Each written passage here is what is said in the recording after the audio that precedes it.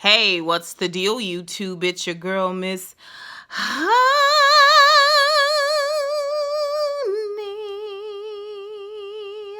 Welcome back to the channel, you guys. Welcome back to the channel.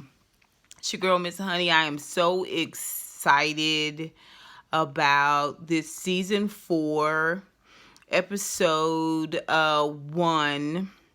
Basically, the premiere of season 4 of Queen Sugar. This episode is called Pleasure is Black. That's a weird title. I mean, I get it because we here, but I don't get it because this episode, I don't know. You guys tell me what you think about this episode down below. Like, what's your initial feeling about this season opener? It certainly wasn't as spectacular as we are used to. It was something about it for me that was a little bit off. I can't put my finger on it. I've caught a few moments where I felt like a couple of the scenes lacked a bit of authenticity. I don't know. Rutina Wesley, is it me? Does she look pregnant? Is it me? It's something about her that's throwing me off. I don't get it. And I'm not sure. I'm not sure if I was expecting season 1, season 2, season 3, Nova. You know, Nova was very beautiful and strong and confident. This Nova, I don't know. And things are different, things are off, and I think it's because of this book. I think the feelings that I am having about certain scenes and certain characters and certain things is by design. I think that maybe these actors are just that good. Maybe these writers, these producers are just that good, because I'm feeling a certain type of way. And I just wonder if that is something that was done on purpose. But anyway, let's get into this episode of this season opener. I just want to remind everyone, first of all, I want to welcome everyone back. Those of you who have not watched me since my last Queen Sugar review. Some people just tune in for Queen Sugar. Welcome back, darlings. Welcome back. I cannot wait to see you guys and hug you and love you up in the chat. I'm excited about this edifying content that I am about to deliver, darling, because we have been waiting for meat. We have been eating, we have been snacking, little bitty, little, but tonight we dine on meat. Media things of life. Let's get into this episode. New to my channel? Please remember to hit that subscribe button. You'll love my reviews, promise, guarantee. And notification bell. Let's see what else. Thumbs up, because that thumbs up is like saying, hey, Miss Honey. And y'all don't forget to let's talk about it down below. Oh, no. All honeybees are welcome down below. Let's talk about it. First of all, episode opens with Nova. Nova is talking, and she's giving sort of this introspective conversation about secrets and all of the dangers that secrets wrought. And, you know, as the camera pans out, we see that Nova is doing a impromptu review or just a little small snippet of video she's doing for probably press, promo, that type of thing. The individual that she's with, seems like someone who is a bit of a handler, a person who may be, helping her to do some of these customary things that you do when you have a book out and you want to go on tour, you want book reviews, you want to do interviews about your book. So these are some of the I forget what they call it. It's a press release, or a press junket is when they go. So she's doing something kind of similar to that, and she's giving her speech about secrets. It seems like it may be like the intro to her book as well. And she's just sort of regurgitating it. This woman that who's doing the filming, is congratulating her, telling her, oh, you did a beautiful job. But even when she was talking on camera there, she seemed as though she wasn't really believing even her own words that are coming out of her own mouth. Almost like, ooh, when I say it out loud, it doesn't sound the same way it sounded in my head. That's how she's looking. And then when the lady talks to her, it was like kind of rah-rahing her up. Nova was like, she was like, you seem a little nervous, Nova. And Nova was like, can you tell? Maybe, is the shit I put in the book? Maybe, Nova, maybe. The girl's like, well, I know, do your family gonna like your book? And when she, kind of reveals a couple of things that have been running through her head, she said them out loud. Some of those doubts, some of those fears, some of that guilt, some of the scenarios that maybe said, perhaps, just in case, these are some things that people may say when they read the book, as it pertains to my family. She was like, I know your family gonna love the book. And she was like, oh no, yeah, they gonna love the book. They just don't know what's in the book. And she was like, your family don't know what the book is about? I was like, Nova, what have we done? What have you done, Nova? What have you done, girl? Oh my, my. And we get to also see Ralph Angel. Ralph Angel is greeting his farm foreman and the gentleman that he took in as an ex-con. You remember he put him out and then he brought him back after he forgave him,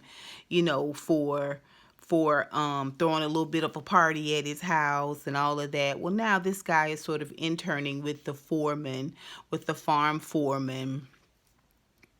And, things are just thriving. The farm is beautiful. Ralph Angel is beautiful. Prosper pulls up in a truck, and Prosper has some mail. Prosper know what the mail is, okay? But he ain't finna say right out that he read the mail. He said, just looked like it was important. Like anything interesting in that paperwork you got there?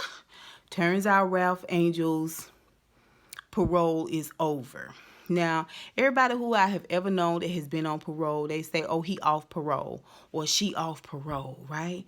But I love the fact that in this scene, they talk about it very differently. They say things like, your parole has been concluded. Like, this is the language he's reading out of the letter. But even when he later, in a very, very touching moment, shares with Blue this great news, he doesn't talk about it in these sort of slavish terms that we have gotten used to referring to things as. It is talked in the context of having repaid, having having, you know, repaid, but from a restitution standpoint, it's just talked about in a much different way. The way they kept presenting it, every time he talked about it, I felt more and more of a sense of pride for Ralph Angel. And baby, when I tell you Prosper got happy, he said the sun is shining, it's a wonderful day, that's your daddy. That's your daddy shining down on you, which was a good moment, yes. But baby, when Prosper pulled off and Ralph Angel got that letter and took a couple of steps, baby, and that thing welled up in his spirit, and he needed to get. But I tell you, the Bible says David danced out of his clothes during a dance worship. And so a lot of times when I see, especially men, get so full up, just so full up that they got to do something. My daddy used to be a jumper. My daddy wasn't a shouter. My daddy would just jump straight up and down, straight up and down, straight up and down. I mean, high jumps, just. And when Ralph Angel took off, I said, you better get it off for you. Get it off for your Ralph Angel. He took off running, boy, running. He had to get that energy up out of him, that praise, that worship, that glory, that happiness, that sheer joy up out of his belly. Baby. Whoo, when he got the last of it out, he pushed. Oh. Ooh, that was a moment for me. It was a beautiful moment to watch. I felt like I was behind him, baby. I was like, you better run. You better do it. I was so exhilarated. In that moment. Like, I could just tell the pressure. This was I mean, first of all, the state was backed up. He didn't know when he was going to get the paperwork. He been on parole since May. I don't know what month it is in the, I'm sure they said, but I don't remember or didn't hear it, what month they're in currently. But this is something that he's been waiting on. Probably put it out of his mind and to see it on paper. My. Oh, my. Baby, when I tell you he ran for Jesus. Oh, yes, he did. He left all the praise on that clay road, baby. When I tell you, Charley is down at the spa with Suarez. I'm gonna call him Suarez because I can't remember his name. Oh, she down there with old Suarez, right? You know, he's spoiling her riding, and she is falling ever so gently, ever so sweetly in love with this man. Now, mind you, they been having a sleepover ever since Micah went away for the summer. They've been around there having sleepovers and canoodle breakfasts and things of this nature. The man spoils her rotten. She's starting to speak Spanish. He teaching all the languages, rubbing her body down, making her breakfast. It seems like he's got a real nice spirit. But let me tell you, I'm a little concerned. Y'all know I'm naturally suspicious about certain things. And later on, when Charley sees a political figure there, I can't remember if it's a councilwoman or a state representative or something, but she comes to bring a couple of gifts for Vi during the grand opening, as well as talk with Charley, and she asked Charley about her dealing. Well, she makes note that she knows the Landry sister, the one that betrayed Charley or tried to betray Charley in the last season, in the last episode, in the last season. And you know, Charley's like, oh, okay. I didn't know that you knew, you know, this Landry sister. And she's like, oh, yeah, because, you know, she gave a very large donation to my campaign cause and whatnots and things of this nature. And Charlie, aren't you still on with the land use? And Charlie was like, well, yeah, I don't have enough shares to to you know, vote. I just get the minutes of the meeting and an occasional check. I think she playing it out. She playing it out a little bit. There's something more going on with her and the Landrys, and we're going to find a little bit more out about that. But the woman mentions a consultant. And I thought, ooh, be careful with them consultants, girl. You don't know, and Charlie didn't ask who the consultant was. Now, the reason why I thought about this, because this councilwoman or state representative or whoever she is clearly a woman of Hispanic descent, a Latin descent. So naturally, I'm side-eyeing Suarez. I mean, I know he worked in the hospital and everything, and he was purported to be a nurse or whatnots and things of that nature. But y'all know we have to keep our good eye as single women. We have to keep our good eye on these men folks. All right, so I'm just going to say he seems like a real nice man until I get confirmation as to who this consultant is. I'm just going to keep my side eye on him. Let me see. Vi and Hollywood. Vi and Hollywood are at the market. They shopping because Vi is grand opening. Is having a grand opening for Vi's Prize Pies and Donna. So they in there. Is it me? Is Hollywood coming off a little bit oldish now? Like the way he was walking behind her and now come on now, baby, you got. I was like, you not old as Vi. It's okay. It's okay. But maybe he an old spirit. I don't know. Y'all tell me what y'all think. Did he seem like to me like he was doing like a little bit more of a shuck and jive, type? I don't know. Like I said, I was looking at the episode a little weird. But they talking about their beautiful honeymoon in Thailand, and Vi looks happy, and certainly Hollywood is happy. Y'all know he could drink Vi's bath water, and they're excited about everything they're planning for this grand opening. He bringing his cousin to sing. Okay, so they're doing beautiful. They're doing beautiful. We talked about Ralph Angel. Ralph Angel doing good. Nova. Oh boy. Charlie. We don't get to see Micah this opening episode, but we do get to see Blue. And Blue, out of everybody, is the only one to me that really hasn't changed. Blue is just as familiar to me in appearance as he is in spirit. This little boy is a good actor. He is a good actor. Yeah. Anyway, so let's talk about this grand opening, because basically everything jumped off after the grand opening. So we have the grand opening, and of course they're in New Orleans, so they're doing this celebratory dance where they have, the and all the ladies have got these beautiful, I don't think they're called umbrellas. I think they're called parasols. Parasols, lace parasols, and they all dance down. The whole family comes down the block and dances up to the door. And Vi's got a beautiful gold dress on.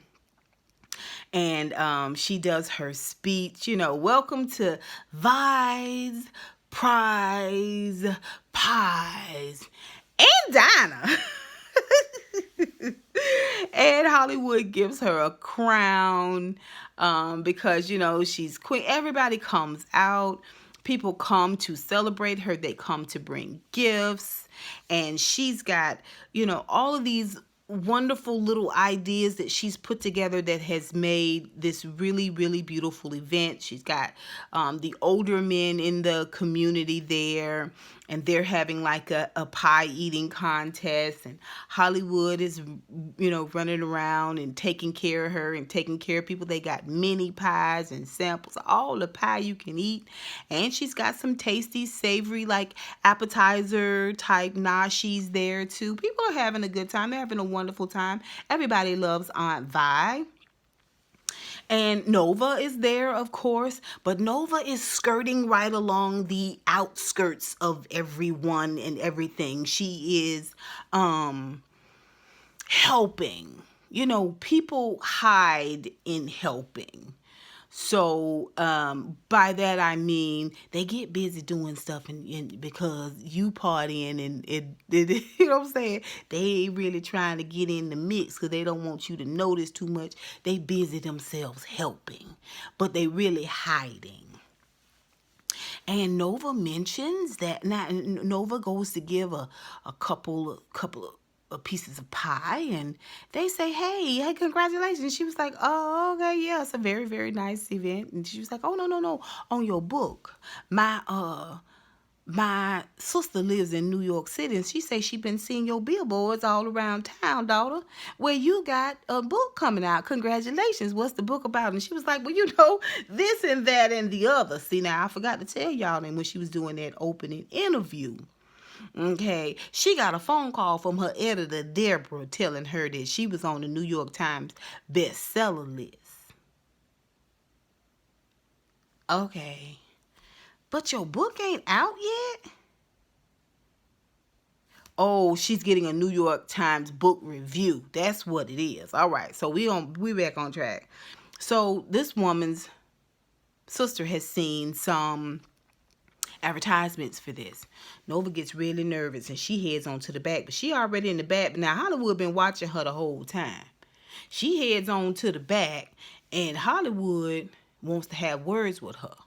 Okay, now he don't do this lightheartedly. Hollywood means business. Hollywood has done gone above and beyond. Y'all remember he let Vi keep her own name. Not only did he buy that diner for her, but her name and only her name is on the deed to the diner, darling.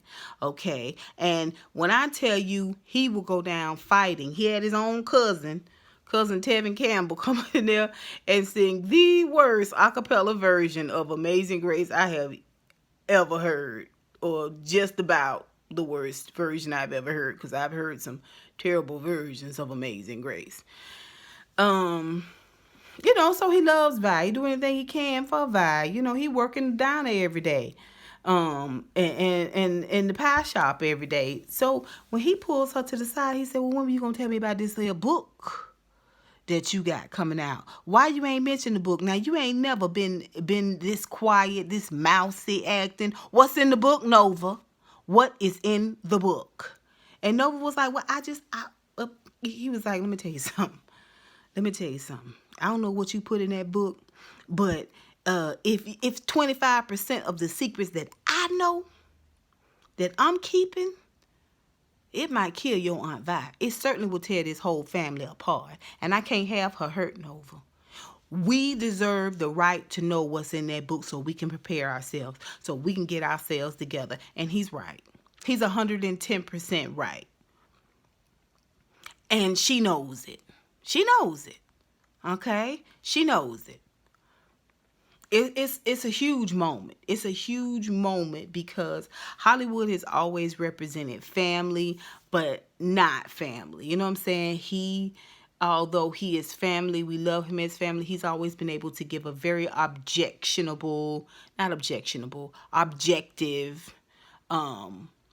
perspective. A perspective that everyone has respected, a perspective that everyone has respected. So it's like he grabbed her heart and squoze it a little bit. I mean, just the sheer panic. What you have done, the look in her eyes is like her saying, what you may have gone too far, girl. You may have gone too far. But there has been advanced copies gone out. There have been people that have read the book. There is no way to retract this. You cannot publish it and give the money back. I imagine, maybe, I don't know, but you will never ever be able to unwrite this. You will never ever be able to pull back with this. So we all got to deal with it. We got to deal with it. There's no stopping this train. So at the diner, Ralph Angel is laughing, and Blue is selling his wares. You know how kids like to have their own little something they responsible for. In comes Darla. She brings a gift for Aunt Vi, and she walks right over to Aunt Vi and gives it to her. Congratulations, Aunt Vi. It's a beautiful place. And Aunt Vi, now mind you, Hollywood was talking to her and said, "Here come Darla." So he prepped her. He prepped her a little bit, you know.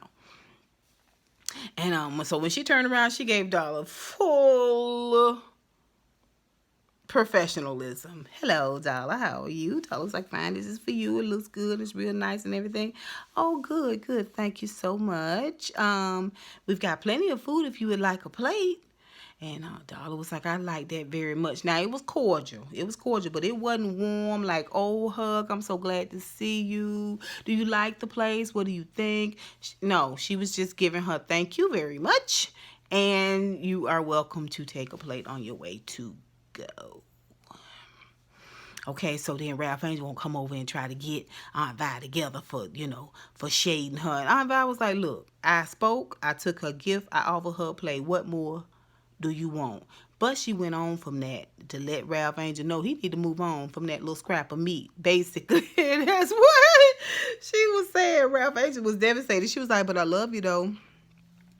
Then he go to talk to Darla, and kind of try to, I don't know, I can't remember if he apologized or not, but Darla was like, "Fine, everything is fine. Can you do me a favor?" And she was like, "I know I'm not her favorite person.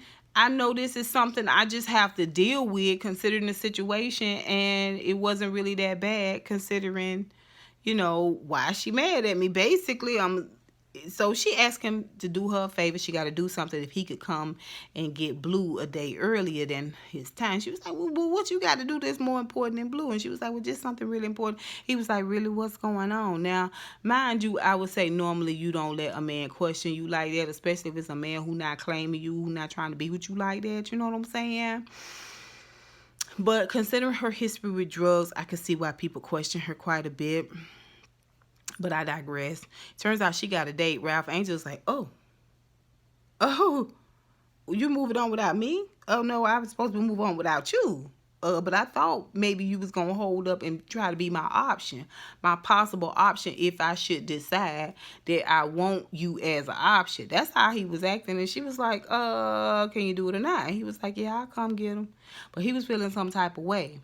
Later on, him and Blue after the grand opening, him and Blue at the park, and he meet him a play date, a beautiful, pretty brown round baby, play date. Blue is the one that helped him meet the girl because it was Blue's ball that got him to meet the daughter of this woman.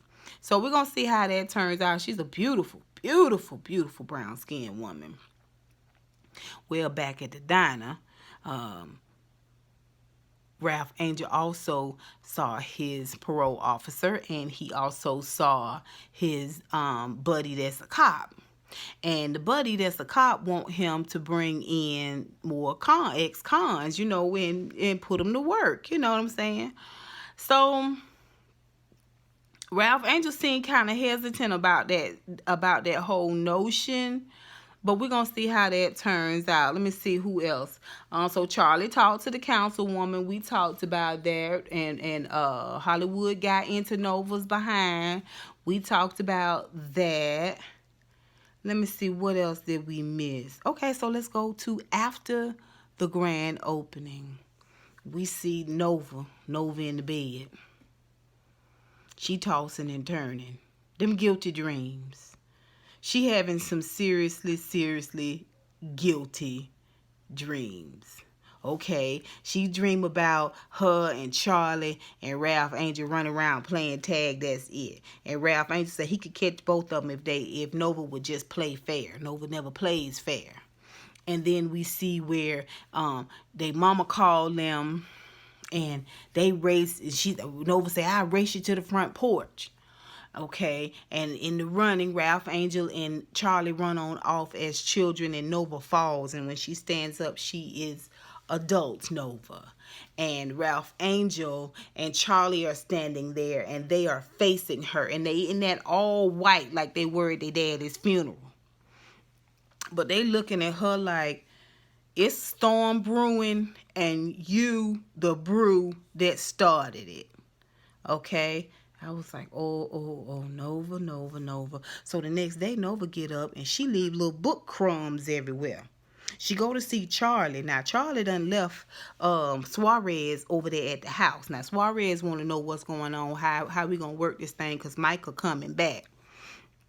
And she want to just, well, we can still have fun. You know what I'm saying? Because she having a good time, if you know what I mean. Like, she enjoying herself, you know what I'm saying? She is enjoying herself. We ain't got to get no type of serious, okay? And, per se, you know what I'm saying? Per se, you know what I'm saying? Let's just keep it easy breezy. She got to run out because she got this function later on, and well, when she see Nova, and she tell Nova she can't talk right now, she got a lot going on. She say, and I got this function later on tonight, can we get together? And Nova was like, well, I'll go with you to the function. And Charlie tells her no, it's not that big of a deal. It's kind of something she want to do in private, and please, we can get together some other time. Nova gives her a transcript, a rough draft, first copy of the book, right? And it's not bound in book form. It's still in the drafting phase of the book. So it's bound on rings. And so she gives it to her and she takes it and she was like, okay, fine, talk to you later, goodbye. And everybody congratulates her on the book. Everybody with the exception of Vi, because Vi still doesn't know. Because one of the things that Hollywood was telling Nova is that, before we even bring the book up, like, I need to know what's in the book. Like, so she hasn't really told them. She told them that she wanted to write a book. They don't know that the book is finished. They certainly don't know what the book is about. But she goes to Charlie and has this exchange, and Charlie says, well, congratulations, and takes the book and goes on off to her dinner. She goes to see Ralph Angel, and he's there painting. She's called him to make sure he's there. But she doesn't say why she's coming over. He's there painting with blue, that father-son time. And she was like, well, I brought a copy of my book. He was like, man, that's a big accomplishment, Nova. Congratulations. She was like, yeah, thank you. Oh, okay. I'll put it inside on your desk. So she takes it inside and puts it on the desk, and then goes on, then she sneaks into the Vi's, Prize, Pies, and Dinah. While Hollywood schmoozing and doing customer service, she slip on back into the back of the office and puts it smack dab on Aunt Vi's desk, right there in front of her where she would sit. Nova, girl, I'm trying real hard not to call you that word. I'm really the one that rhymes with itch and snitch and ditch. Trying real hard.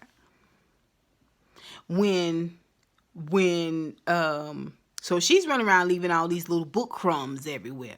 Just go ahead, because of what Hollywood said. It's not really, I mean, what turned her up, really, what made the whole thing explode is that Charlie is at her ceremony. Turns out it's an award ceremony. They're celebrating Charlie for being a black woman and all she has achieved there in the parish and in New Orleans, and it is supposed to be this wonderful event, and she gets a beautiful plaque, with a beautiful plaque a token of appreciation. And she starts in with her speech. Y'all know Charley's a beautiful woman, a very eloquent speaker. She gets started. I mean, she's probably like four good,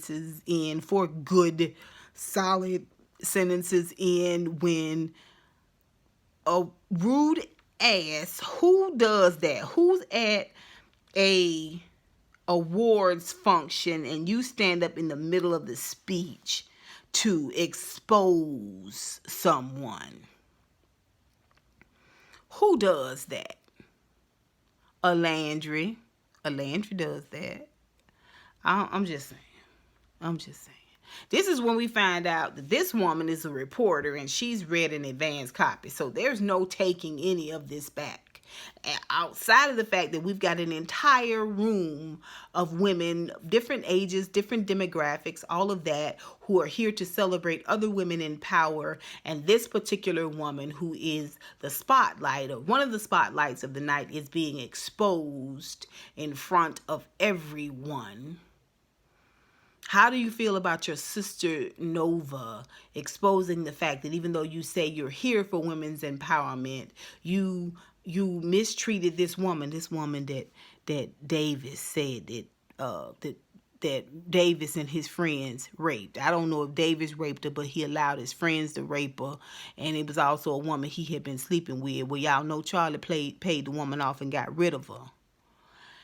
And the woman is bringing this up because Nova, in an effort to basically psychoanalyze everyone in her family and America, the problems in America, the ills in the Black community, she has used her family's secrets, her family's dirty laundry, if you will, to help expedite this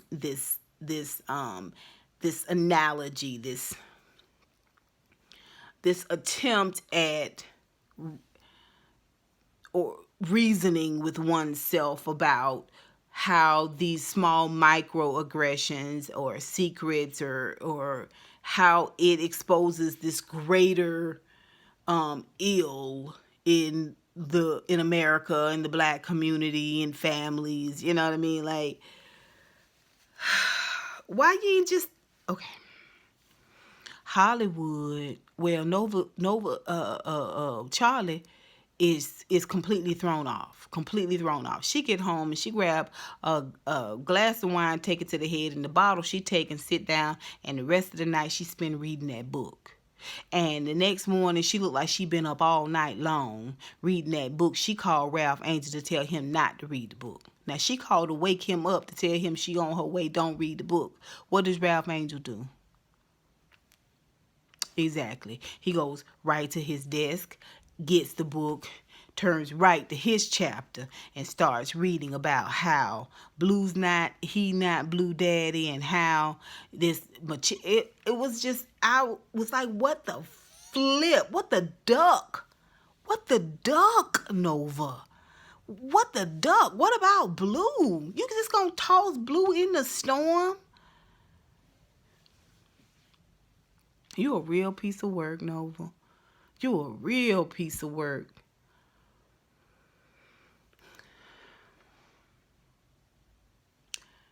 Hollywood goes into the office. He sees the book. He checked for Vi because he know Vi will light his he don't want to make Vi mad. So he checks, looks at it. I mean, he flips like 2, maybe 3 pages. And it's talking about Vi, trying to present this facade of strength when her entire past has been everything but that.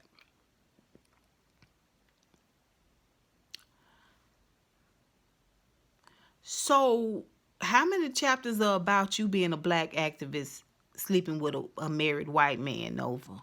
How many chapters is that about? Because you could have done your first book on your own life.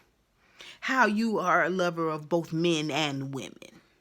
how you, even though you rail against racism and, injustice and all of this stuff from police officers and white folks, and you sleeping with a police officer that's a white man, and on top of that, he married.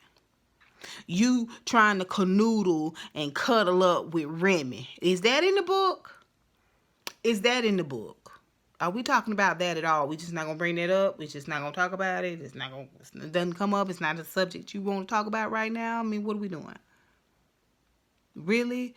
You decide you want to get on the New York Times bestseller list by writing everybody else's business. Where's your business in this book, Nova? Are we getting to that soon? Like, what the flip were you thinking? You bring up this situation about Blue under the guise of secrets are killing us and we need to start with your shit, Nova. That's what you do. You start with your shit. This whole situation, I don't care for it. And y'all know Nova used to be one of my favorite characters. But I'm telling you right now, you guys can look forward to an entire season of me going all the way in on Nova. Unless God say different, Nova's going to get it every chance I can give it to her. Now, this I cannot agree with. I don't think secrets are right or wrong. It just depends on whose secret they are. It just depends on how they affect a situation. Do I think a child needs to keep a secret about being sexually abused or harmed or any of that? No, not for sure. I think people need to tell their truth every chance they get. But girl, the way you doing it, and you running around there guilty as sin. I was so glad when Hollywood saw that her slip hanging and pulled that joker over her head and gave her a couple of verbal whops upside the head. Spin her around 3 times and sent her on back out the door. What is this going to do to Blue? Have you thought about that? Y'all tell me what you think. Y'all put it down below. Y'all already know how your girl go in. Y'all already know how your girl go in. Like, oh, man. And the fact that as they were reading it, it was being spoken in Nova's voice. And that voice really seemed judgmental, preachy, haughty.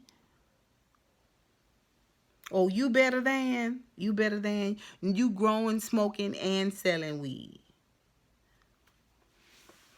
I don't even know why I brought weed into this situation. Weed ain't never hurt nobody. All I'm saying is you a walking contradiction. Wasn't it your weed that got old boy locked up? Girl, goodbye. Anyway, y'all tell me what you think. Put it down below. I'm a bunch of mixed emotions, y'all. I need y'all to talk to me down below in these comments. Let's talk about this. Help me work through this thing. Badu, Ladee, Rowdy Chica. Oh, Lord, I can't forget nobody. Ramlin K, Twisted, Beautiful Soul. Please, let's talk about it down below. And until next time, honeybees. I'll holla.